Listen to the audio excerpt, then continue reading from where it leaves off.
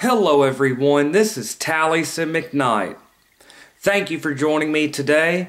Today, once again, we are going to take a look at the ancient Egyptian concept of the afterlife. So, what did the ancient Egyptians believe happened after you die?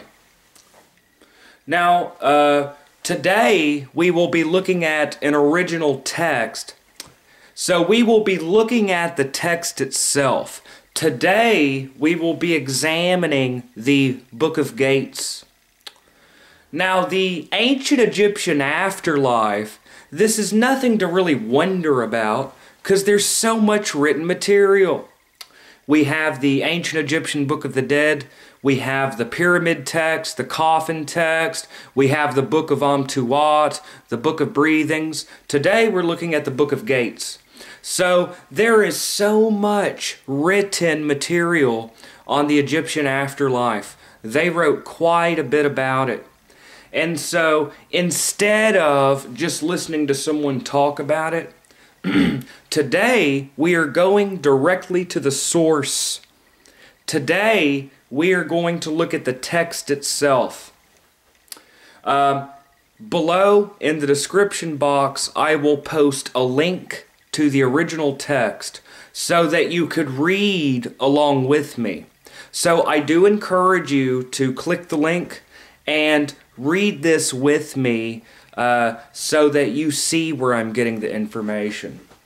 Now, what is the Book of Gates? The Book of Gates is a funerary text that was found in the tomb of Pharaoh Ramses I, Pharaoh Ramses II, Pharaoh Seti I, and we know that it dates at least to the 18th dynasty. Now, how do we know that? How do we know it goes back to the 18th dynasty? We know that it's at least that old because it was found in the tomb of King Horemheb, who was the last pharaoh of the 18th dynasty. Now, the Book of Gates, before we read the text itself, we need to see what is the Book of Gates. The Book of Gates describes the sun god Ra going through the underworld. Now, first you need to realize that the underworld was called Amentet, or the hidden place. It was also referred to as Duat. Now, the ancient Egyptians, in their mythology, when the sun set in the west, at nighttime the sun went through the underworld and the sun rose in the east.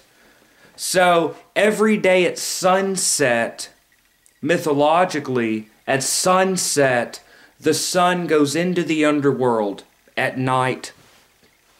And the Book of Gates talks about the journey of the sun god Ra through the underworld. Now, there are two things that you will notice. First of all, the sun god Ra has a struggle with the serpent Apep. Apep is the enemy of Ra.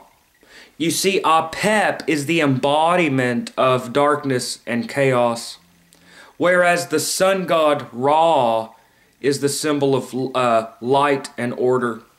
So Ra battles it out with Apep in the underworld every night. The second thing you will notice is that you have very clear ideas that the righteous are rewarded and the wicked are punished. So, in the Egyptian afterlife, you have the judgment of the dead.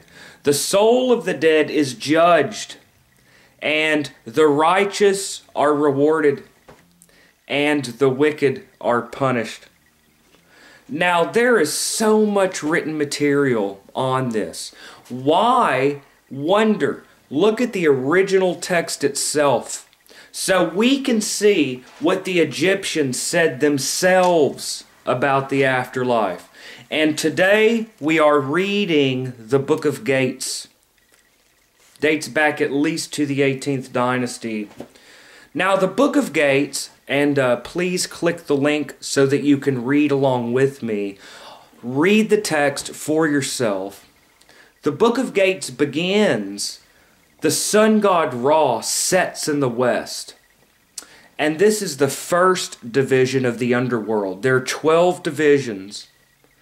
In the first division of the land of the dead, it shows the sun god Ra going below the horizon. And it depicts the sun god Ra as a disc with a serpent with its tail in its mouth around it. So there's the sun disk with a serpent with its tail in its mouth. This is called the Ouroboros. The Ouroboros is a very old occult symbol. The serpent with its tail in its mouth. This is a symbol of cycles, of self-renewal, and continuity. So, the first division of the underworld shows Ra going below the western horizon. And there are the deities that embody death. And it says that Ra created them. Now Ra comes to a door. And it's guarded by a serpent named Sawset. So he's commanded to open the door. So Ra goes into the second division of the underworld. Now here, Ra promises to reward the righteous and to punish the wicked. And in the second division of the underworld, you see 24 righteous individuals. 12 of them had worshipped Ra in their life. They made offerings to Ra, they worshipped Ra, and 12 of them were righteous in life. And Ra blesses them and promises them peace. Then you see 4 guys laying on the ground and 20 people with their hands tied behind their backs. And these are the wicked. And these are those who spoke curses against Ra in life. They blasphemed Ra and spoke evil against him. The god Tem is depicted. Now please, we are looking at division, the second division. Please read along with me. So I would like you to read the text with me. We're on division 2. So these people are rewarded. These other people are punished. And Tim says to them, "You are bound and tied with strong cord. Your arms shall never again be opened. Your evil deeds come against you. Your plottings come against you. Your abominable acts have recoiled upon you. Your destiny is for evil, and your doom has been sealed. You have committed sins, and your bodies shall be hacked in pieces, and your souls shall have no existence." They did. They did. So that sucks. So apparently that's not going to be a very happy existence for them. So anyways, now we go on to the third division. There is a serpent guarding the door named Akebi. Ra tells the serpent to let him pass. He goes into the third division of the underworld. So we're now on division 3. The third division of the underworld, according to the Book of Gates, shows 12 mummified figures and a serpent that protects them. And you see a lake of boiling hot water. And there are people up to their waist in the boiling hot water. And this is where you see the struggle between Ra and Apep. A group of gods say, "Thy head is slit, O Apep. Thy folds are gashed. Fire goes out against thee, and we condemn thee to thy doom." And Tim says to them, "Gash with knives the foul and evil serpent Apep." So we could see the struggle going on between Ra and Apep. Now we are on Division 4, the 4th division of Amentet. In the 4th division, here you see Osiris and Horus. And it is here in the 4th division that the gods are worshiping Osiris. Osiris is the king of the underworld. Osiris is the judge of the dead. And here in Division 4, they are worshiping Osiris as the king of the underworld. And they sing hymns of praise to him. And here's the Lake of Life. Now in the 5th division, groups of beings are holding pieces of a serpent. Ra commands them to destroy Apep, destroy the serpent Apep, to hack him into pieces and bind him with chains. Ra, the sun god Ra, repeats promises to the righteous that they will be rewarded. Ra proclaims that the wicked will be punished. Now we get to the 6th division of the Book of Gates. The 6th division of the underworld. This is the judgment hall of Osiris. This is where the dead are judged in the afterlife. So this is the judgment hall. Osiris is seated upon a throne, and the scale of justice on which the heart of the dead is weighed. The dead are judged for their deeds in life. The wicked are depicted, they're shown, bound and tied. The god Tim says, "Osiris decrees that you be punished, and he takes account of everything that you do." In the same scene, Osiris blesses the righteous. So it shows some people that are bound and they're punished.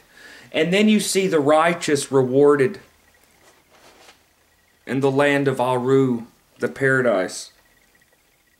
In the 7th division, let's see here. In the 7th division, a bunch of gods have weapons, and they gash the body of the serpent Apep, that Ra may pass. And it shows 12 gods struggling with the serpent Apep.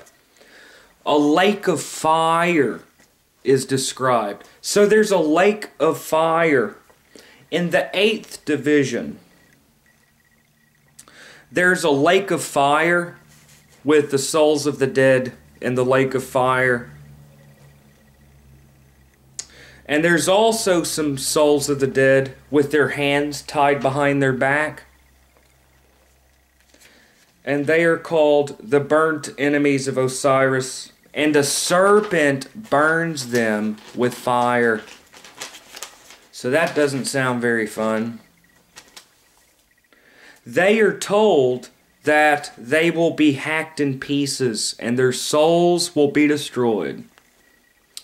In the 9th division, there's the struggle with Apep. And it shows gods working magic against Apep. Some of them have spears, nets, and they're trying to get the serpent Apep. And they chain him. They chain Apep. They chain the serpent. In the 10th division, the gods praise Ra because he's about to rise in the east. And the gods stab Apep with knives. In the 11th division, Apep is chained by the sons of Horus, and they stab him with knives. And in the 12th gate, Ra rises in the east. So in the book of Gates, it describes the sun god going down in the west, his going through the different divisions of the underworld, and his struggle with the serpent Apep, and his rising in the east. So the book of Gates, this is the original text written by the Egyptians themselves. So why wonder? There's no reason to wonder what the Egyptians believed, because there are so many texts written by the Egyptians that we can read. So the book of Gates describes the judgment, reward and punishment in the afterlife. It describes the different levels of the underworld, and Osiris as the king of the underworld and the judge of the dead. And that is the book of Gates.